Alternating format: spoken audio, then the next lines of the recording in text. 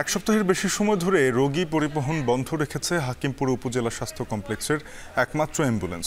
ফলে বাড়তি ভাড়া দিয়ে অ্যাম্বুলেন্স নিতে হচ্ছে রোগীদের। এ নিয়ে আরও জানাতে হাকিমপুর উপজেলা স্বাস্থ্য কমপ্লেক্স থেকে যুক্ত আছেন সহকর্মী সোহেল রানা।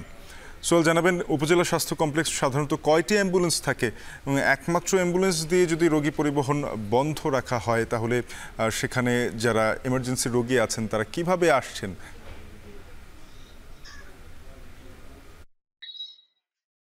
শাফিন, উপজেলা যে স্বাস্থ্য কমপ্লেক্স গুলো রয়েছে সেখানে একটি মাত্র করে অ্যাম্বুলেন্স থাকে এবং এই হাকিমপুর স্বাস্থ্য কমপ্লেক্সে একটি মাত্র অ্যাম্বুলেন্স রয়েছে, সেটিও কিন্তু প্রায় 10 দিনের মতন ধরে কিন্তু রোগী পরিবহন বন্ধ রেখেছে। এর মূল কারণ হিসেবে যেটি চালক আমাদেরকে জানিয়েছে যে আসলে তেলের বকেয়া টাকা থাকবার কারণে পাম্প থেকে তাদেরকে তেল দেওয়া হচ্ছে না, যার ফলে কিন্তু 10 দিন ধরে তারা এই স্বাস্থ্য কমপ্লেক্সের রোগী পরিবহন বন্ধ রয়েছে এবং এর ফলে যারা গরিব এবং দুস্থ রোগী রয়েছেন এবং সাধারণ যারা রোগী রয়েছেন, রোগীর স্বজনেরা কিন্তু এই মুমূর্ষু রোগীদেরকে বিভিন্ন হসপিটালে নিতে তাদেরকে একটু ভোগান্তি পোহাতে হচ্ছে এবং বাড়তি ভাড়া গুনতে হচ্ছে। আমি যদি আপনাকে একটু বলি শাফিন, যে হাকিমপুর স্বাস্থ্য কমপ্লেক্স থেকে দিনাজপুরের দূরত্ব প্রায় 70 থেকে 80 কিলোমিটার এবং রংপুরের দূরত্ব প্রায় 100 কিলোমিটারের মতো। এই যে এত দূরত্বের একটি জায়গায় কিন্তু সরকারি যে অ্যাম্বুলেন্স রয়েছে সেই অ্যাম্বুলেন্সের যে ভাড়া সেটি কিন্তু কিছুটা হলেও সহনীয় এবং সেটির জন্য কিন্তু যারা রয়েছে সাধারণ রোগী তারা কিন্তু কিছুটা স্বস্তি পেয়ে থাকে। তবে এই